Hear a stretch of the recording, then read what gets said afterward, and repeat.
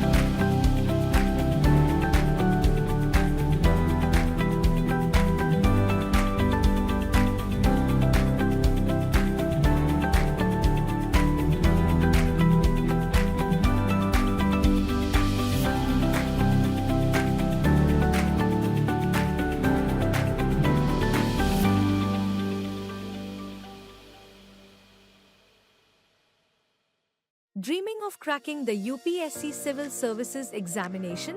Unsure about where to start or how to navigate the challenging path to success?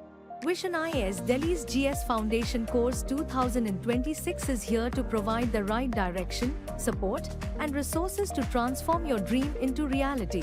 This holistic course is designed to prepare you for every aspect of the UPSC CSE, prelims, mains, and interview. Here's what makes this course a game changer. Complete syllabus coverage from GS prelims to mains, CSAT, ethics, essay, and current affairs. We leave no stone unturned. Top-notch faculty learn from Delhi's most experienced mentors who have guided countless toppers. Personalized mentorship, tailored feedback, and performance assessments to help you constantly improve. Exclusive current affairs preparation, master the dynamic part of the syllabus with PT 365 and Mains 365 sessions.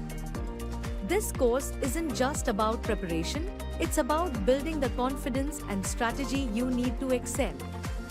Batches starting for 2026, 2027 and 2028.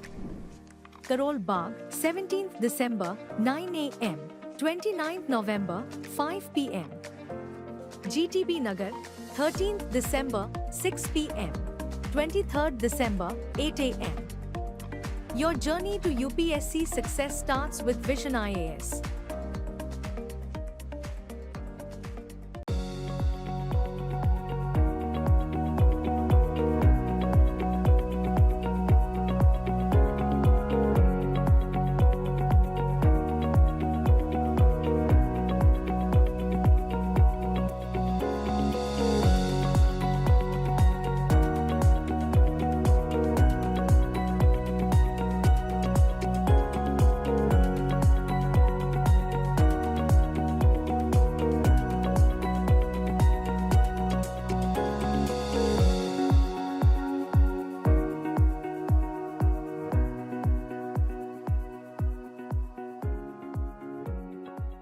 Good evening, everybody. So today we are going to focus on how to prepare Indian economy, and we'll have a detailed strategy as to what has to be done exactly for both prelims, mains, as well as the focus of integrating Indian economy into other subjects.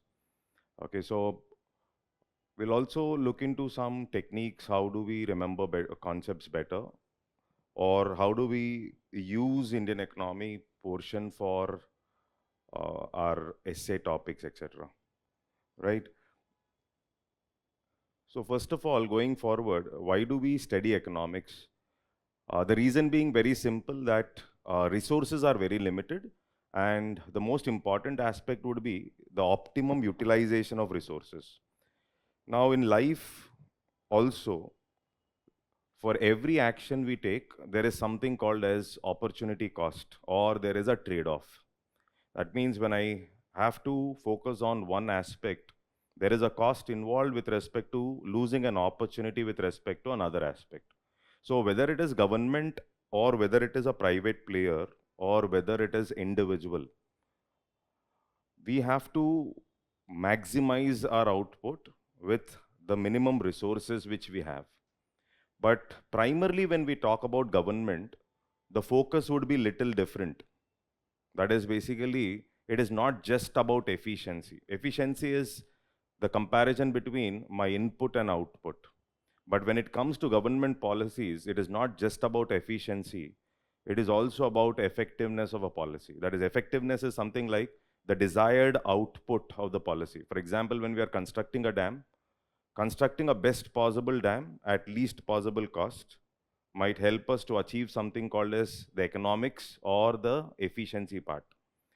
But when it comes to effectiveness, let's say 1 lakh hectares of the land have to be irrigated because of construction of this dam, then that is what is effectiveness. That means if we are able to achieve that target, that is what is effectiveness. And when it comes to government's policies, especially India immediately after independence, we had to focus on something called as inclusiveness. That is welfare, or focusing on priority areas. So it's just not about allocation of resources efficiently. it is also about who is going to benefit out of the allocation of resources. That becomes important in government. And that is the reason why we study economics as a subject when it comes to for government exams or for UPSC exams, etc. So in policy making, that would be the focus. Though economics is important for day-to-day lives, because for everyday decision also, there is a trade-off, as I mentioned, as well as resources being limited, and we need to focus on how we utilize our resources. Now, the best way to understand concepts, the best way to remember concepts as far as economics is concerned, is observation from the basic, whatever is happening outside or whatever is currently happening around us, or to be very specific, interlinking our concepts with current affairs. So when we have to interlink concepts with current affair or the situations outside and analyzing them specifically, then it will help us to get a better concept with respect to what we are learning. For example, let's say this is a chart, this is a recent chart which is talking about the GDP levels and growth. Okay, so first of all, when I talk about Indian economy or the growth of the country, so we measure our economic growth using one indicator called as GDP. We call it as gross domestic product. It is nothing but the money value of all final goods and services produced within the domestic territory of India. So that means whether it is produced by Indians or whether it is produced by some foreign entity, all that output is configured in my growth or GDP. Now, of course, we are not interested in understanding the concept of GDP, but what we will try to do is, for example, let's say GDP can also be estimated on annual basis or quarterly basis. So recently, there is the quarterly results that have been out, and it shows here you can see the 2024 second quarter growth rate is around 5.4%. That means from this take, we should understand first of all what is growth rate. Okay, second is what is GDP. So GDP in the newspaper, when it is like there is a data showing GDP, then we'll try to understand what is GDP, then what is growth, GDP growth rate. Now this growth rate number, which is 5.4, we can see, and you can see the quarter two previously here, 8.1. That means in the last 7 quarters, when I compare growth rate, this is the least, this is 5.4. So this number indicates that Indian economic growth has shrinked this quarter, that is the second quarter of 2024-25. So this is some data point which we have got, which is indicating how our Indian economy is doing right now. So what we can do is just not stop with respect to understanding what is the number. We can also analyze why is it that the growth rate less, or what will be the government's policies in the subsequent months so that they will increase the growth rate. So of course, this growth rate is less because of government not spending enough money on capital expenditure. That is, government could not spend much money on infrastructure and other things because of elections, etc. Or there was some problem with respect to the mining industry, and even weak monsoons, that is, agriculture also did not do well. So our consumption dropped. Consumption has dropped, and consumption is a very important aspect. People have to consume to create demand. Okay, so it's not just about you producing. Somebody has to consume it. Okay, so that consumption has dropped. So this is what is indicated by this 5.4. So when we come across such charts, we should understand the inner meaning of the chart and link it with the outside conditions to understand the concept better. So how do we do that? So what are the words involved? So one word here is GDP. Second word here is GDP growth rates. Then comes why are the growth rate or why are the growth rates falling? Okay. Then we can put up questions like, in India, why do we measure economic growth using GDP? Are there any other indicators other than GDP that we can measure growth? How is Japan measuring GDP? Okay. How are the growth rates in developed countries right now? How is China doing? So this is how we question ourselves when we read something for a better understanding. So it's not just about learning a concept, understand, oh, GDP growth rate is this much is the rate, probably it would be more better off if you can compare it with the global situation, compare it with China. That is what helps us to remember things better. Okay. Then comes up another word in this chart. You can see that the chart shows a real GDP estimate in lakh crores. Okay, so this is what is real GDP growth rate. Real GDP. Then comes up, what is this real GDP? Okay, so in a chart, there are 4 or 5 terms which we can pull out and understand. So in Investopedia, we can go and check exactly what is growth rate, what is real GDP, why growth rate is less. This kind of research is something that is very important for understanding concepts better or memorizing the concepts in a decent fashion. So that is very important.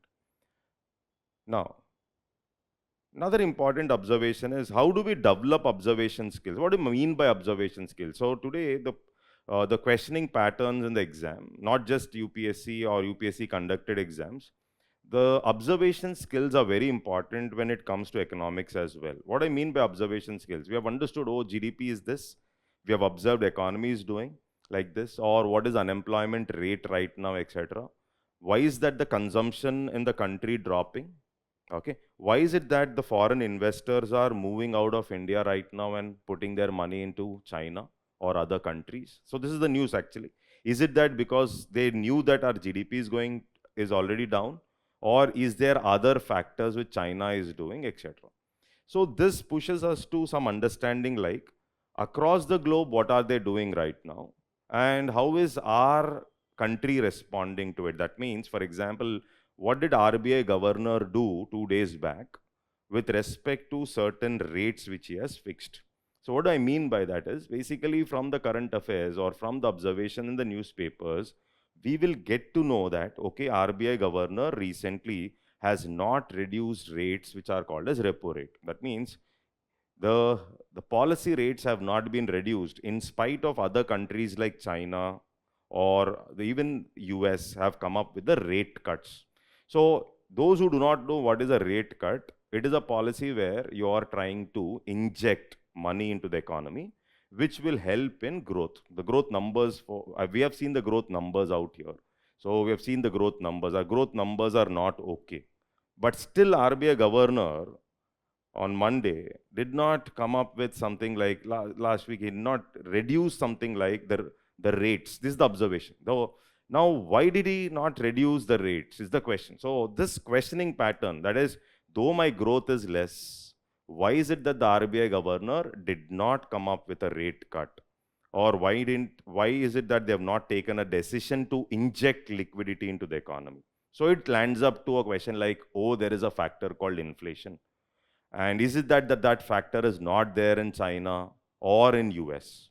Now, what I mean, I understand that some of you may not know the words like growth but the objective here is to tell you, the more I question and the more I observe what is happening around me, the more easier the subject would be. So this is something like learning concept through observation, which is a very important aspect, especially for economics. So once I interlink with what is happening around me, then things would be more easier and simple. So this is what we have to understand. So the logic being very simple. So when I observe Chinese economy, how is it doing? Why didn't the RBI governor respond? In fact, in spite of our Q2 GDP numbers going down. Okay, so this is how you also have to question once the basic terminologies are clear. I'll come to what has to be done, but this is to just to give you a feel that yes, interlinking with the current and observations from outside make concepts crystal clear. So this is something which students have to keep in mind. Now, love for the subject. So what I mean by love for the subject or love for the subject, some students come and say that, sir, it looks too technical, or somebody comes and says it's too boring, etc. So love for any subject can be developed by linking into the practical situations. That is what I was talking about. So this is basically practical linkage. That means when we see market economy today, what is this market economy? Are there any examples I can think of in the present scenario with respect to this word called market economy? Is it applicable to me? Is it applicable to government? Is it applicable to citizens of the country? So when I use the word market, see, market is a place where buyers and sellers meet. And market economies run based on demand and supply. In simple words, market economy does not have emotions. It runs on basic factors like demand and supply. That's it. So when demand and supply are the major factors, most of the things in the economy run without emotion, as simple as that. So this is basically the fundamental principle of capitalism, okay, is based on market.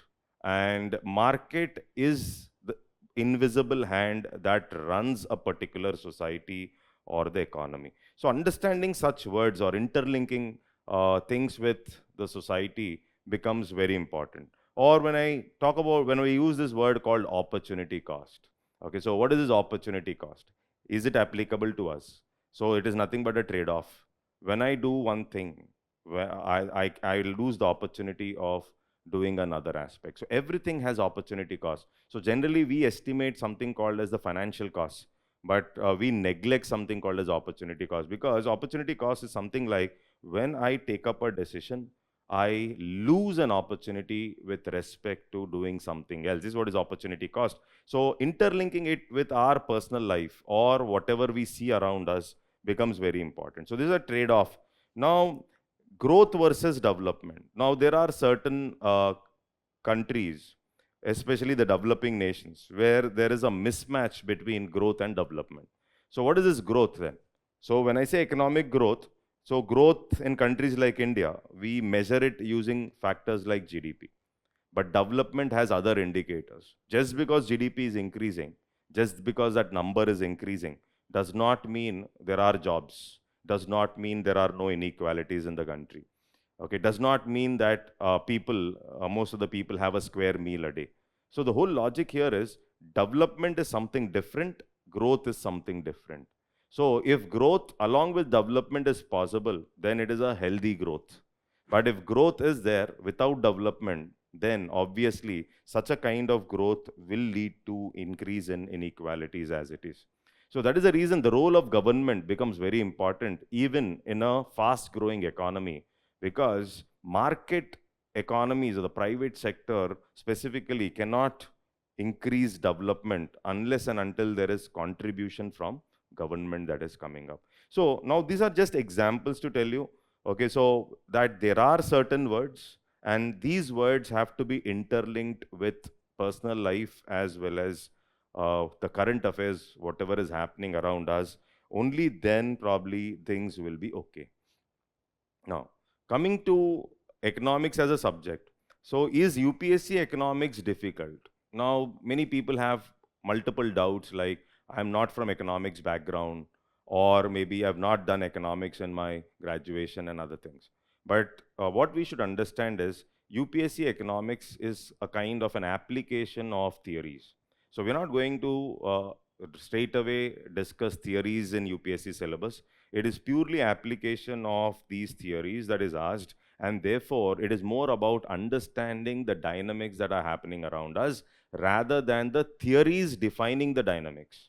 So when I say Mahalanobis model, so it's not about the theories behind theories of Mahalanobis or Harrod Dormer model that is important for general studies. What becomes important is its application. So anybody who can relate himself with the application part, and there is nothing like graphs, numbers going to trouble you when it comes to general studies, because we look at application here and not the theories. That is the first thing which you should understand. So those with fear of numbers or those with fear of graphs and theorems, you should understand that all that will not be part of a general studies syllabus. So this gives a great confidence to many that yes, UPSC economics is never difficult provided I follow a determined procedure. There is a particular pattern or a procedure which every student has to follow.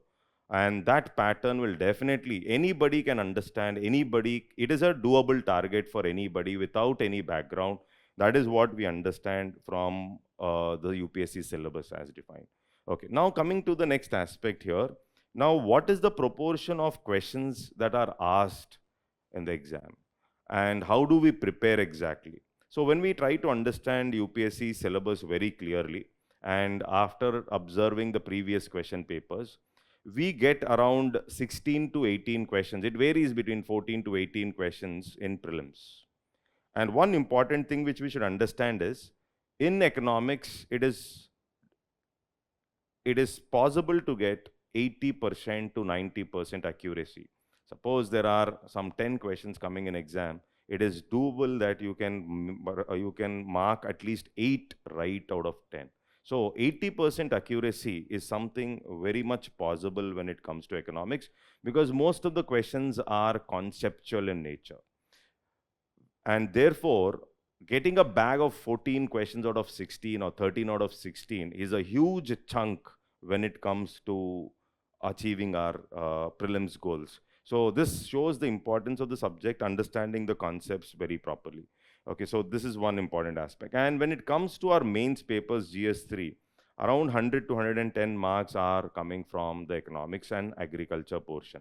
Okay, and once we understand the syllabus, we can clearly identify that there is a particular pattern and there are certain important areas from where UPSC is continuously asking questions. So that's a very clear observation. So that is a benefit actually of studying economics thoroughly, because the accuracy rates are high, number one, and the predictability of questions in mains is more. So you can predict exactly, like, yes, there will be questions from agriculture, there would be questions from inclusive growth, or there are questions from economic growth. Or so this is something which tells us, like, exactly, if I focus consistently, then my return on my effort would be higher.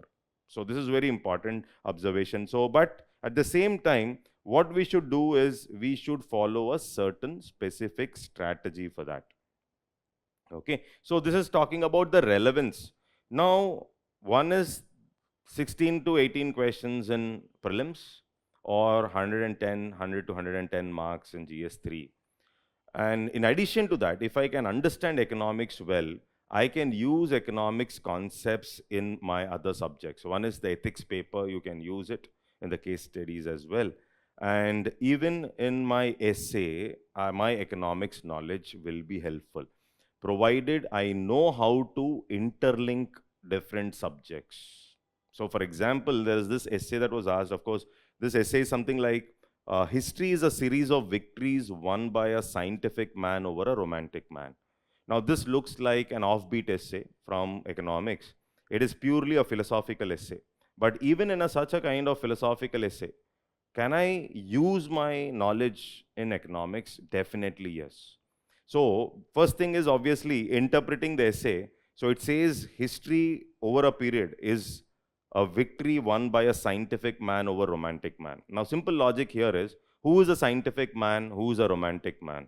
So defining a scientific man, if I put it from the economic context, I can view it from a victory of capitalism over socialism. So that means, I'm not saying, of course, capitalism is good or socialism is good, but capitalism runs on scientific basis. Why is it that today, when I observe across the globe, you find capitalistic fundamentals, or capitalism has won over socialism or communism? What is the reason? Now, the whole logic here is, first of all, why did capitalism survive? Because one logical aspect of capitalism is very close to a human intent. That is nothing but humans are inherently selfish and they work for their self-benefit. So in capitalism also, basically, everybody works for his own benefit. Okay, so, and ultimately it leads to the benefit of the society. In simple words, capitalism runs on the concept of efficiency. Suppose I give 1 acre of land to everybody and ask them to produce. And whatever they have produced, I collect it and equally distribute it among everybody. Now, this is the concept of communism. Now, the question here is, from tomorrow, maybe few of them may decide, I am more intelligent, I am more efficient. Why should I put in effort to produce more? So this brings us down to the basic aspect of selfishness. I will run faster because I have better skills. Or I need more because I'm putting in more effort. From here, the concept of capitalism or the theories of Adam Smith emerge. So for any organization to stand, there are 4 factors of production. One is the land, another one is the labor, another one is the capital, and the entrepreneurship. Very simple observation in any basic economic fundamental. So for any firm to stand, we need factor services. Okay, so these labor services or factor services are provided by this household. Let's say in a society there is only one firm and one household. All the factor services, land, labor, capital, and entrepreneurship, everything is provided by this household. Now, capitalism believes in very simple understanding. Why is somebody giving land? Is it for charity? No, land is given for rent.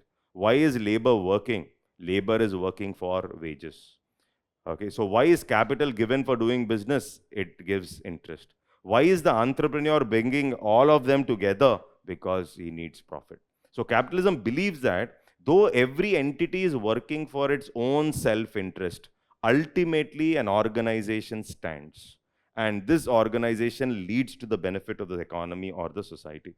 So based on this scientific principle, that is selfishness, you see that capitalism has won over socialism. Or I can say it's a victory of scientific man over romantic man. For example, who is a romantic man? Probably I will put Karl Marx here. I'm not saying who is good, who is bad. So here I'll put Karl Marx as a romantic. Who's a romantic man? So romantic man, basically the decisions are based on emotion, though you are looking towards welfare. Scientific man, the decision making is based on logic. So it can be seen as a victory of capitalism over socialism or communism. So this is a concept which I can think from the basic economic words like capitalism and socialism and bring it back into my essay. So this is what is the power of understanding words and interlinking it with the current situation. So then you can use it in any subject. There is nothing like a barrier. Once I've understood the inner meaning of the word or inner concept of a particular area. So that is something which we should understand. It's not just the superficial English which we understand, but rather understanding it deeply through observation. Then I can use it in any format for any topic. That is what we should understand. So you can use it in any subject as well. Now, talking about interview generally, so one is the prelims part, mains, or how do I use it in essay or maybe in ethics, and then comes up interview. So it is basically on observation skills or policies related to government. So generally our concentration will be on policies related to government. So there are certain books which are, I'll talk about the book list anyhow. So which give us a clear observation of how Indian economy has evolved over last 75, 80 years. And then the current trends from the newspapers. These are the only 2 things. I should know how Indian economy has evolved. And 2, I should be understanding the current dynamics right now. And 3, what is going to unfold in the future based on my observations. So these are the 3 things which I have to connect. And there can't be any other question other than this. Either it will be from the past policies, plus right now what is happening in the world with respect to the economic dynamics. And 3, what can unfold in the future based on our observations and interlinking with the past. So these are the only 3 things which can be asked in the interview, for which there is a clear understanding. So for something that is related to history, there are certain books like 75 Years of Indian Economy. This book I generally suggest everybody to read before interview, because this book was written by Sanjay Baru. So he has observed Indian economy from very close quarters, and he talks about how Indian economy has evolved over last so many years. So that is very important, and government policies are something which are the present aspect. Match your passion for joining the civil services with a strong hold over current affairs. Turn your UPSC prelims journey into success with the PT 365 program starting from 9th January at 5 p.m. Offering an amalgamation of 1-year current affairs in 60 hours, sourced through authentic sources such as The Hindu, The Indian Express, PIB, Yojana, Economic Times, and more. The program is curated to enrich your current affairs knowledge for prelims success.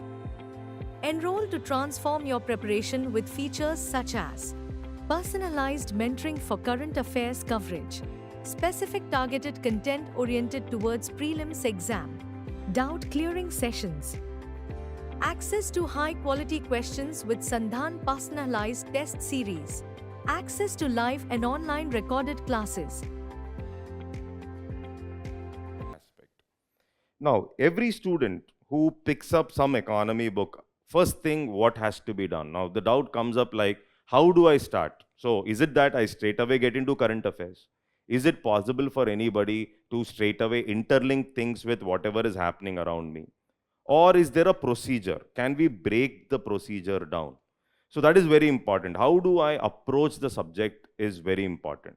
So suppose I take somebody without any economics knowledge also, what has to be done? The whole economics syllabus can be broken down into, let's say, 250 to 300 words. Not even 250, 300 would be including current affairs. If I pick up my NCRT, at the back of my NCRT, there are certain words mentioned. So the first thing every student has to do is start your preparation from the words. Once I understand the words and the word list, then breaking down syllabus, interlinking it to the current affairs, everything becomes very simple. For example, there is a word called inflation. So we go back and see what is inflation. Then comes, why is there inflation in any economy? Why is there inflation? Are there any reasons? Are there any types of inflation in the economy? That is, why is it caused? What are the different types of inflation that is there? Now, currently, what is the situation of inflation in India? This is what we understand by one word called inflation. That means when we come across this word called inflation, the student has to understand that, yes, there is this word called inflation. And first, let me get a hold of this word called inflation. So without that, straight away you start reading books. So it is better that you first hit the terms and terminologies, get familiarity with respect to these 200, 250 words before picking up any textbook. Okay, so what are the different words? You can do one thing, you can open NCRT. At the end of the NCRT, there are certain words, for example, inflation, deflation, disinflation, or the word which we have mentioned, GDP, or what is opportunity cost, what is demand, what is supply, okay, what are the factors that can affect demand, what is consumption, how is consumption different from savings, is there any link between savings and investment, how is investment defined, okay, so this is something like investment itself is a word, savings itself is a word, inflation is a word, GDP is a word. So what I mean is, the whole economics can be divided into, understanding economics can be divided into 200 to 250 words. So every student who is able to get a hold of at least what it is or what these words are, before start getting into preparation, before getting into deep preparation, it is very important that you become familiar with respect to these words. All the terminologies can be read from Investopedia. Today there are a lot of resources available. You read what is GDP, and understand what it is. There are certain books also. There is this book, I'll mention this book earlier also. It's there in our book lists. So this is written by Rupa Pai. So you want to know about economics. This is every fifth standard student can understand this textbook. Now this textbook talks about what is black money, why is there black money, what is inflation, how is it? Everything is explained in the form of. So anybody who feels like I'm very, very new, I don't know anything, I don't know ABC of economics, then you can just have a casual read, probably for 3 hours, you will complete the book. Okay, so there are different ways of doing things rather than straight away jumping into some textbook or jumping into some material. So first get familiar with the different words and terminologies. Read a basic book, maybe a 5th standard level book also is okay. Like this book which I was talking about. So because such books will give you some idea and make you familiar with respect to words, which is very important.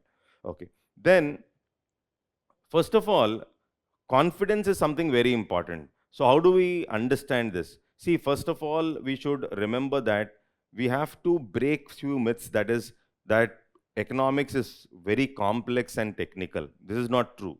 UPSC economics, there are no graphs and numbers, and it is not complicated. It is understanding of what is happening around us understanding few important words and then interlinking it with things that are happening around us. So there's fear of numbers, fear of graphs, all that can be pushed away. So that is something which you should understand. Another important observation is it that every article that is coming up in the newspaper is important? That is not true. Every article is not important. Today there is information overload. When you open YouTube or when you open anything, it's like you have everything available. And today the problem is you should know what has to be left rather than what has to be read. Now, how do I understand what is important and what is not? That you can do it only by observing previous questions and UPSC syllabus. UPSC clearly defines the syllabus. We have to stick to the syllabus even when we are picking up the articles in the syllabus. So newspaper articles, not that every video is important. It's not that every article is important. So today the focus is what I have to leave rather than what I have to read. So everybody is like, I'll read this, I'll read that. But no, it is all about like what exactly I have to read. What is clearly defined in the syllabus is what is important for me. Something that is not in the syllabus is not for me. So this clarity is very important before I start any newspaper or anything. Now, is economics background required? Not required, as I mentioned. Now, this is something because it's about only application part. But understanding words is important. Everybody should understand words before entering into the core discussion of syllabus. Then, bulky textbooks in the market. I don't suggest bulky textbooks in the market. So there are many textbooks available. Understanding concepts, use more of internet, use PYQs. Okay, so and read NCRTs. We can select one standard book that is sufficient, but rather than hopping around textbooks, looking up for material, so that will complicate things. Every year, the book size increases unnecessarily because of addition of new pages. So that should be avoided, and rather we have to focus on words and concepts. So this is what I mean. So breaking the myth is very important. If you feel, first of all, you have to believe that, yes, I can do it. And only then probably success will come with respect to any subject, or you'll start loving the subject. Now you start a particular subject in fear. Oh, this is technical, there are numbers, so that's not the case. You have to find it by yourself. You have to check the previous papers. You have to see the syllabus. So you have to confirm it by yourself rather than listening to somebody. So this is when you will understand that, yes, you can break all these myths. Like, it is difficult, background is not required. Huge textbooks, 1,000-page plus, is it required for general studies? No. It is always that how much of effort I am putting in and how much of it is really fetching me something like marks. So that is very important, because that effort can be channelized into optional or ethics or any other paper, full papers where you can maximize your scores. So that's very important, where to stop. So that is what you have to focus on. Then comes up, then what you should not be doing, or once you have broken out these myths, then what is important? What should you do is, first thing is strictly stick to basics and words. This is a very important thing. Any subject you start, understand the word list. Use internet and the words behind the textbook. And first get a feel of what each word is. Read a basic book which gives you a fair understanding of what is economy. And then get into the syllabus, then that fear will be gone. So stick to the basic, very important. Then second thing what has to be done, linking concepts with real life examples or situation. As I mentioned, right now GDP, consumption, unemployment, everything can be observed. We can really see economics outside. So we can see economics in our lives. We can see economics in our decision making. How am I taking decisions? Are my decisions economically viable, etc.? When I come across opportunity cost, does it apply to me? So this is how I interlink things. Or when it comes to GDP, numbers, growth numbers going down, what is the government strategy going to be? For example, Madam Nirmala Sitharaman Madam is saying 11 lakh crores is the expenditure in the budget. They've said that we will put it into infrastructure and other things. So because of elections and other things, they could not spend so much. Hardly 36%, 37% they've spent. So the remaining amount, probably they'll be spending it in the next few months. And that can be a driver of economic growth. Okay, so this is something like just to make you, oh, this is how growth will be coming in. So that means public spending or government spending is a factor for my growth. So this is how I understand this. Of course, I don't want to make it too technical, but to give you an example that yes, we observe news and understand that this is what is relevant. This is what is important. So it's not just about, oh, growth is like this. So what government is going to do? What exactly? Then comes in which sectors is government going to spend when it is infrastructure? These are clear observations. These are clear observations, and then it is not reading budget as verbatim. It is all about understanding it. So that is what I mean by understand. There's a huge difference between understanding and just reading for the sake of reading. Like you're reading English, but you're not able to sense what exactly is there in it. So this aspect has to be taken care of. Then I've written something like, don't believe the market or veterans who complicate. So don't make things complicated. Keep things simple. That is what is understand. Keep things as simple as possible. Start with what is that particular word. Understanding that word. Okay, so that is basically keeping things simple. Don't difficult jargons and difficult technicalities. That is not the need of the hour. So it is so your efficiency. Suppose if I ask somebody, can you explain this concept to your friend in a easily understandable manner? If you're able to do that, that means you have understood it. If you are giving jargons and if you are complicating things, it is not that you are knowledgeable, rather it is something like you have not understood it better. If you are making others understand, it means you have understood it better. So if you are able to understand it in simple manner, you will be able to explain it to others in a simple manner. So keep things simple, keep things to the ground, and try understanding the essence of it by interlinking it to the current aspect. That is what I mean. Then most important aspect is complete research on syllabus and PYQ. Now this area is the most important of all. So PYQs are your Bible. Every area, see, solving PYQ is different from doing a research on PYQ. So when I do a research on PYQ, what will happen?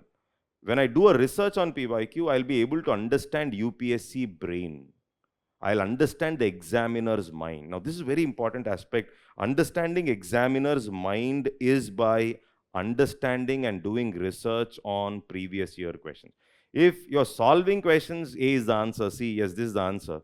That is not getting a hold of PYQ. Getting a hold of PYQ is all about doing a research on PYQ, getting a hold of UPSC mind, which will give you 10 additional questions. It applies not just to economics, it applies to every other subject. So this is something which you have to keep in mind if you want a definite success. Then make your own handwritten notes. This is very important. Though you might feel there is a lot of material available, my notes, my handwritten notes will help me to revise things faster, revise things better, memorize things better. So an aspect of active recall is easier when I have my own handwritten notes. But then comes up like, how do I make my handwritten notes? Is it going to be bulky? No. If your notes is 500 pages, then how do you revise it 10 times? How do you recall it 10 times or 15 times before entering the exam hall? So my notes should be as simple and as crisp as possible so that I can revise it hundreds of times before going to the exam. This is a very important. The whole economics can be pushed into 100 pages, not more than that. That means at the end, when I make my final notes with flowcharts, it can't be more than 80 to 100 pages, which I can glance through multiple number of times. I add on data, I add on side headings, I may add on examples, but still my my notes should not be more than 100, 120 pages, as simple as that. So who can condense the material? Who can write something in 100 pages? Somebody who has understood it better. So you have read it multiple number of times, understood it, then only you can break it down everything into 100 or 120 pages. It's not about from the day one I start making notes. I make hundreds of pages of notes which I can't revise. I make haphazard notes like one area I'll refer this book, that book. No. It's all about having condensed material of 100, 120 pages, which I keep on revising every now and then before going to exam. So this is very important. This is what we should do. It is kind of a mantra for acing UPSC economy or any other subject. Navigating the UPSC Civil Services examination journey is more than just academic effort. It requires mental resilience and personal growth. Introducing Antarbodh by Vision IAS, a dedicated program designed to nurture your well-being and personality development, tailored for UPSC aspirants. In this 36-hour program, spread over 12 weekend sessions, you'll gain insights and strategies too. Manage stress and maintain focus. Boost self-awareness and decision-making. Build resilience and emotional stability. Develop effective communication and leadership skills. Antarbodh provides personalized guidance with our mental health professionals, allowing you to explore your strengths and overcome obstacles in your UPSC journey. Interactive offline sessions include workshops, role plays, and guided activities, ensuring a hands-on approach to mastering key skills. Program start date 18th November, 1 p.m. Duration 36 hours, 12 weekend sessions. Join Antarbodh and equip yourself with the psychological tools to succeed in the UPSC journey.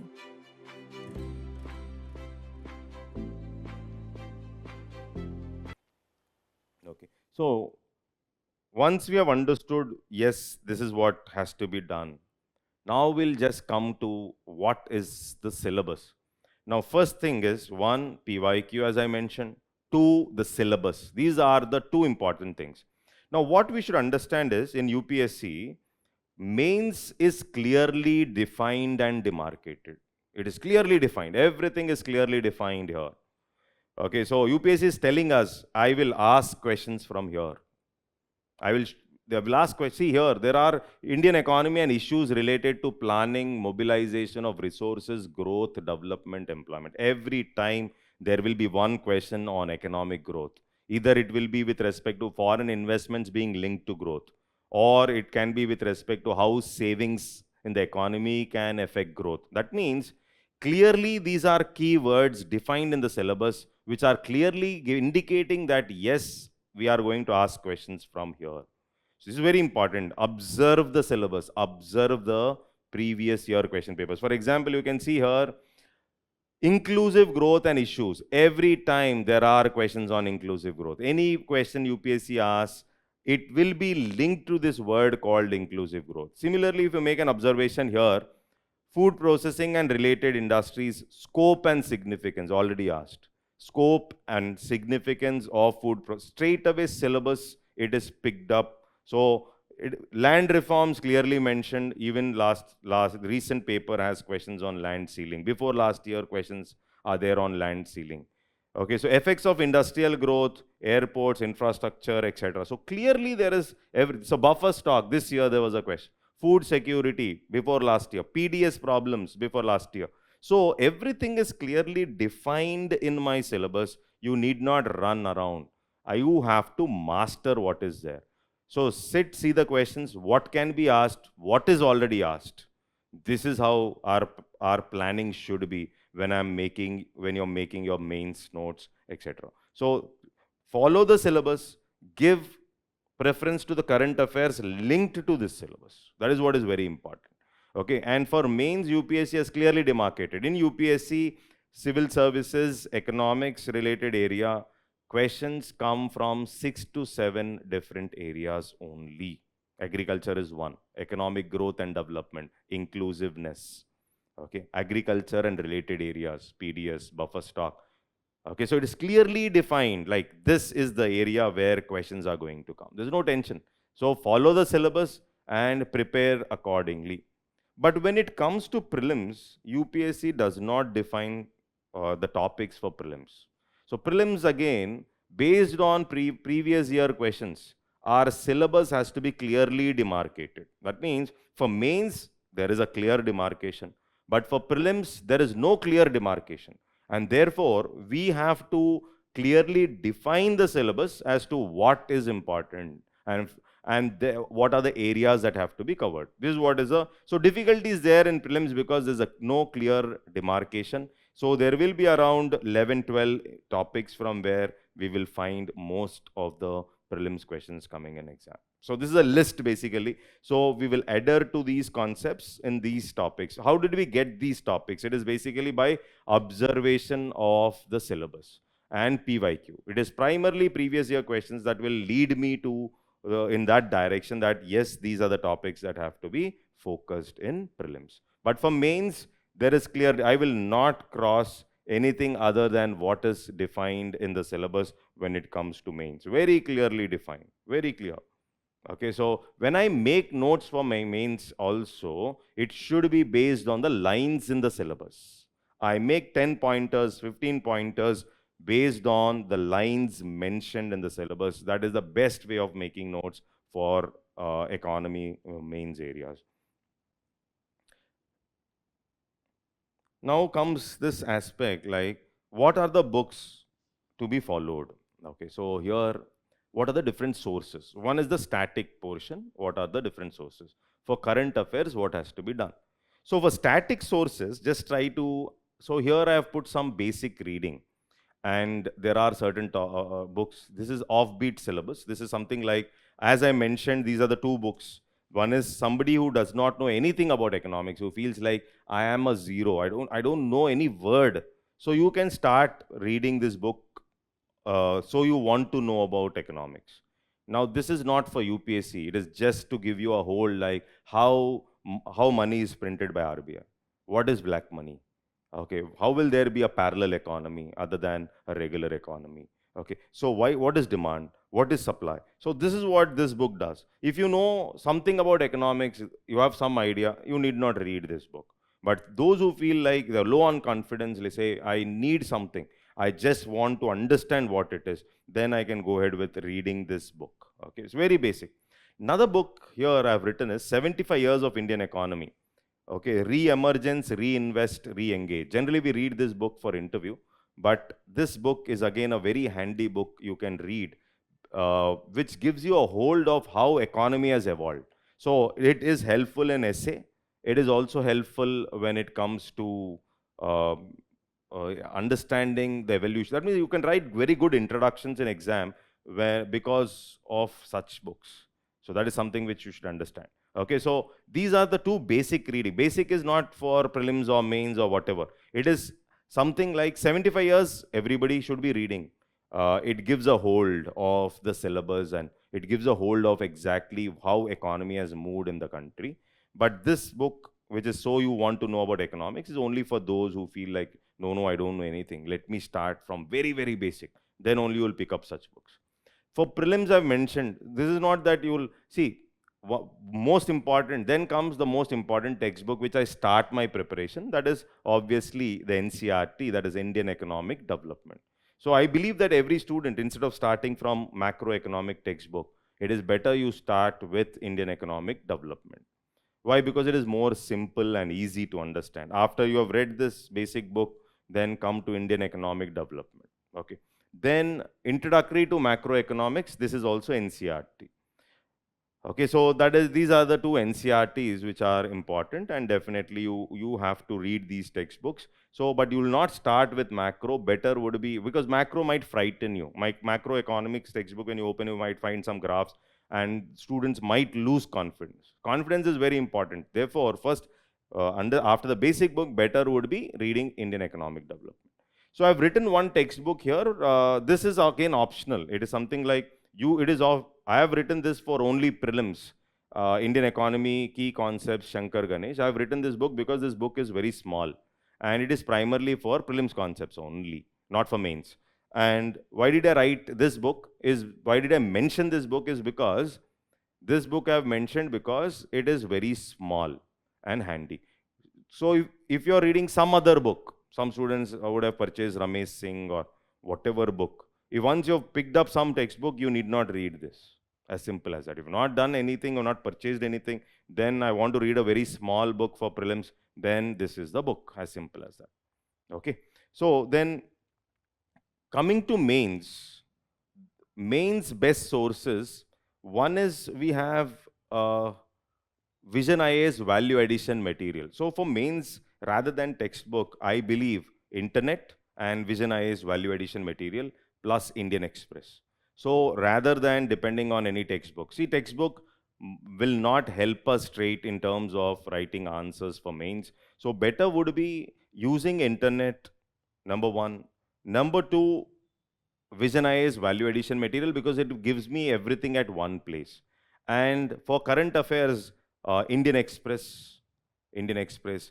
And there is also a mains 365. I'll come to that. I'll discuss current affairs, what you will do separately. But for basic thing is, you will have Vision IA's value addition material and use more of internet and make your own handwritten notes. That would be very helpful for mains. Okay. Now, economic survey, budget. These are the things which are helpful. Those students who feel that they can't read the complete budget or complete economic survey, there is also synopsis provided by the institute that can also be read. Okay, but reading them helps you to write better answers and better facts. So these are the additional readings here, that is economic survey and budget. Okay, so then, so these are, that's it. So you want to add on to textbooks. I don't believe in adding on to textbooks. What I believe is solve pre-YQ, work on previous year questions. Okay, Vision IAS also provides some material. Okay, so there are 4 textbooks, and there are answers, question and answers written behind every chapter. And these question and answers can also be read along with PYQs. So that gives you a huge chunk of material. It's a treasure of knowledge. It's not like we are reading a question. It's about revising the subject and getting some additional points for writing answers. So once the concepts are clear, once I've understood the subject, my focus will be more on the question and answers. One is the PYQ, second would be the question answers of the mock, okay, mock test. So that is the reason I've written minimalist approach, so that would be the focus. Now coming to current affairs, what has to be done? To be very specific, I believe everybody should read newspaper. Any newspaper is okay, but I have written Indian Express because explained column in Indian Express is more relevant for UPSC preparation. Okay, those who have got used to Hindu, one newspaper, Hindu is also fine. So one is, I will read Indian Express. Now some students have this route, I'm anyhow reading magazine. But what I believe is, though you read a magazine, it's very important that you read newspaper, at least for 40 minutes every day. Then there is a monthly magazine for current affairs. Every month Vision IAS releases its monthly magazine, and which can be read. And it is a complete comprehensive coverage of all the topics. But some students again have this time constraint. They say, sir, we can't read all the articles in the magazine. Then for them, there is also PT and Mains 365. So it's a compilation of all the topics that took place in the last 12 months. So this is basically, if you're reading monthly magazine, that is more than sufficient along with newspaper. But no, you can't read that, then we have our PT and Mains 365. Another important source for current affairs is economic survey and budget. Understanding what is happening as far as the budget is concerned. You can't read the whole budget, then at least read the synopsis of the survey on budget provided by the institute. That's all. This is so current affairs, Indian Express I'm reading. I'm revising the magazine. Okay. And I'll add on economic survey and budget. This is the current affairs focus. Anything else, more than sufficient. This is more than sufficient. You can't expect more than this. Now, those who are making notes from newspaper, etc., yes, if you are able to do it, if you are able to afford, you are able to put in time for that, then definitely yes. Okay. So now let's try to understand. Once the syllabus is clear, once we have understood the words and what we have to exactly do. So the most important area is, how do I analyze previous questions? So when I take a previous year question, as mentioned, research on PYQ. So research on previous year questions is completely different from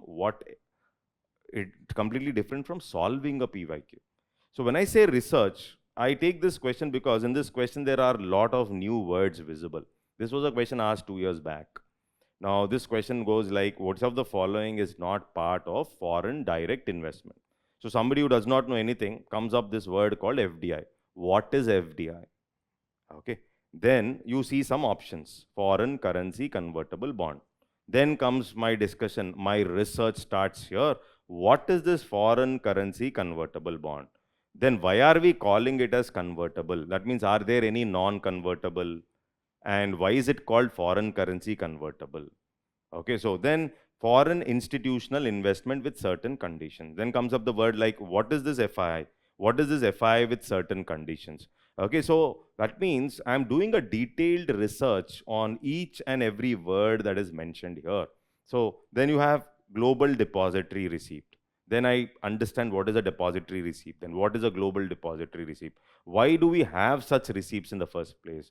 Are they relevant even today? Now, this is where how research moves. Tomorrow, you might get a question on one of these words in this question. So, once I do a detailed study on each and every word that is mentioned here, then automatically it gives immense confidence and we can definitely go ahead.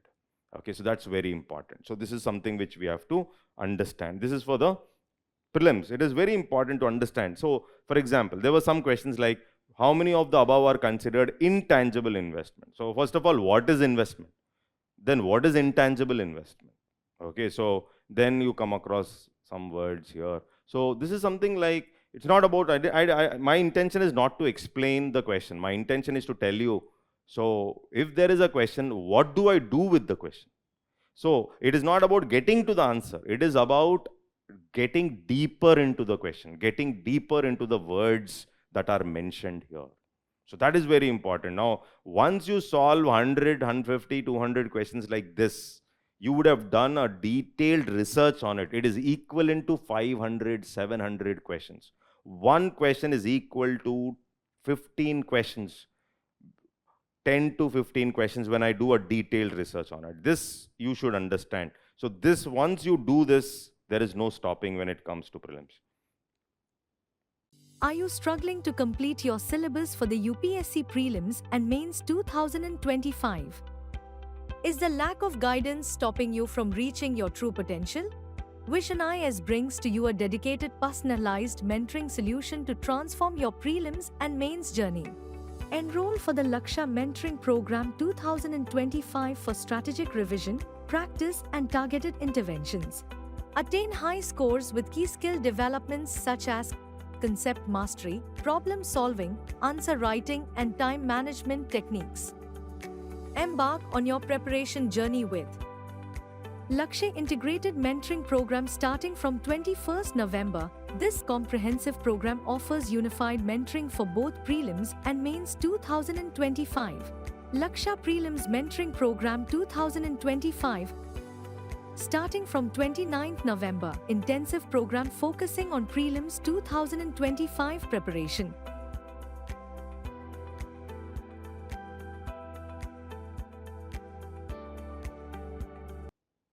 Okay, so before I talk about mains, now many have this aspect like what has to be done, how do we make notes, what has to be done with respect to making notes, etc.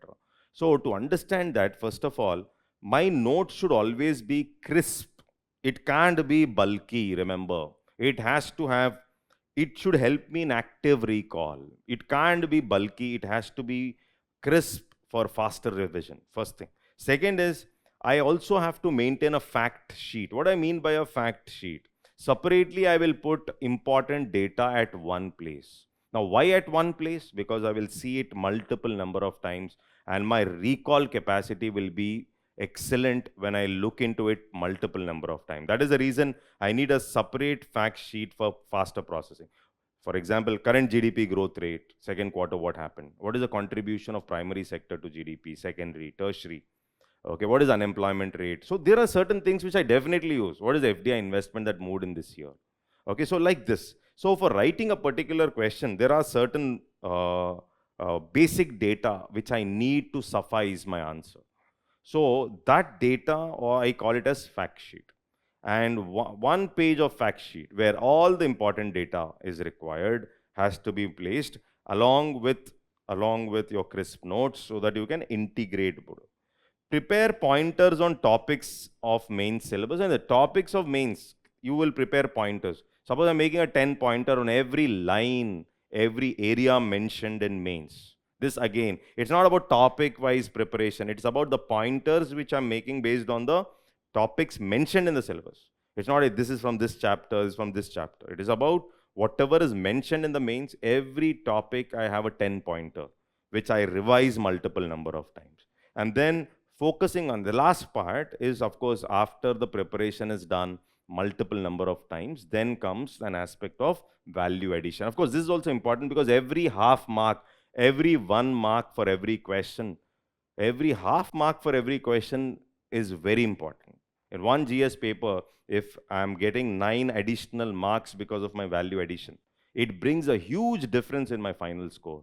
So that is basically what I mean by value addition. So in economics, of course, value addition, you have to focus on value addition later. Value addition is all about how do I use my graphs, where will I use a flow chart, where will I draw bar charts, where will I draw pie charts. It is not drawing in the exam. I have to have, these are the charts which I will draw, which I will practice in the mock test. So it is not like I'll go and practice it in the exam. I'll experiment in the exam. No, you have already defined for GDP related question, I'm going to draw a bar chart. For inclusive growth related questions, I'm going to draw a pie chart or whatever. Everything is clearly defined and practiced and then implemented. Okay, so this is something like this is just to give the contribution. See, this is something like, see, one chart speaks more 1,000 words. So this is something like transition of Indian economy after 1991. Okay, so or over tertiarization of Indian economy has led to jobless growth. Now for that, what is over tertiarization? How do I show it using a bar graph? So after in 1990s, this is the contribution of agriculture, manufacturing, services. Okay, so then we try to observe the contribution of agriculture, manufacturing, that is the secondary sector, and the tertiary sector. Not just manufacturing, the secondary sector, the orange one, and the tertiary. So from 1990s to 2000, you see a sea change. You see that agriculture has reduced, the green component, and that reduction is added in the services. This is like jumping from agriculture or the primary to tertiary, neglecting the secondary. Secondary did not change much, 22.3, 24.5. So this shows LPG's impact on transition. LPG's impact on transition. So this is a graphical method of showing what the question is asking. So graph can tell many things. So at the end, you have to, this is like the icing on the cake. So that is very important for getting that additional marks. So this is what is very important. Now, when we look into mains, so you have to go back to the questions and see what are the mains topics. So this is to tell you exactly like this is one of the questions that was asked. See, since economic growth is mentioned in the syllabus, there are many questions where you find they are linking it to economic growth. Okay, so when you make your notes also, what you have to do is, if the notes has to be smart and simple, you, after reading it multiple number of times, I map it in the form of a flow chart. When I map it in the form of a flow chart, then my recalling capacity will be simple. I see the flow chart, I see the data. I see the flow chart. This is how the notes will be condensed into 80, 90 pages. Otherwise, it can't, right? So it is something like I come up with a flow chart and I have a data sheet with me and I use it wherever I want it. Now, this is very important. So that comes through multiple readings and putting in effort by observing topper sheets. How did they do it?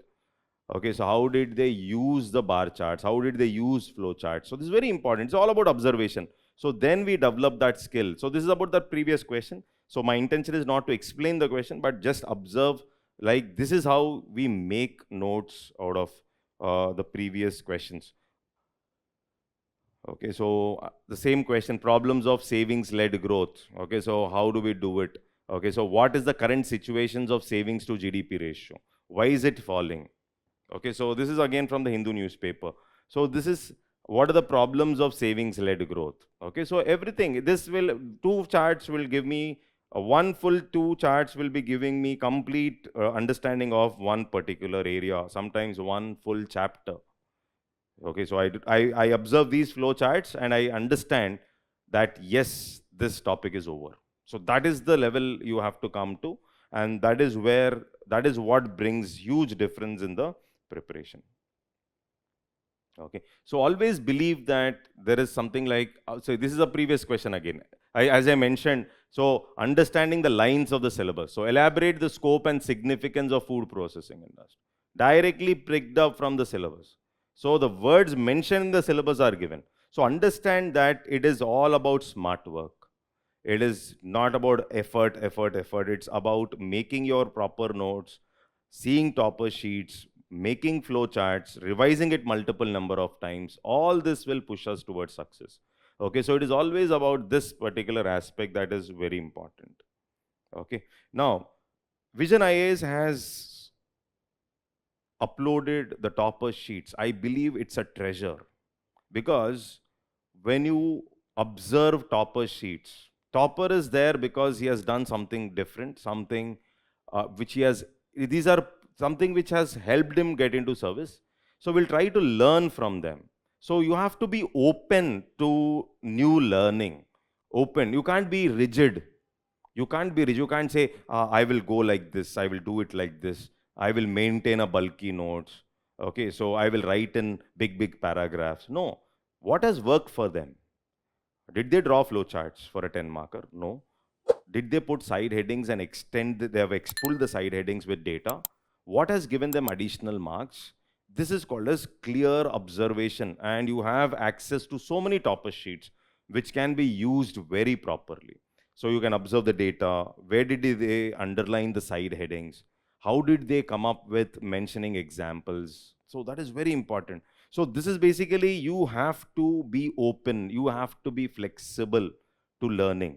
And once you grab it, then things are going to be very simple. That is what I was, so this is a very important quote of Bruce Lee, which I love it, which I like. It is basically talking about flexibility. To be very simple, I'm not explaining the quote.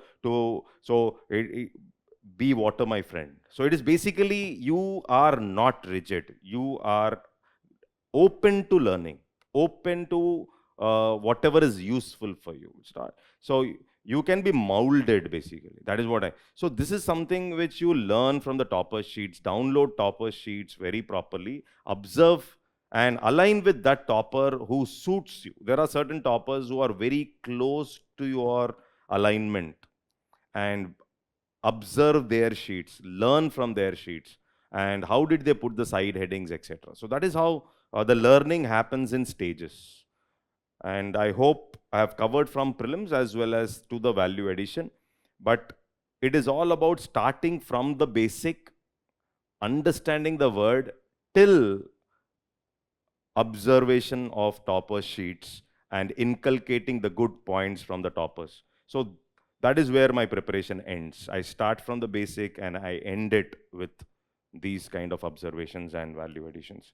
Okay, so that's it. That's all is the strategy for economics, and primarily focusing on basics, understanding, keeping the number of books minimum, and focusing on value addition and observing topper sheets. These are the main key themes which have to be focused.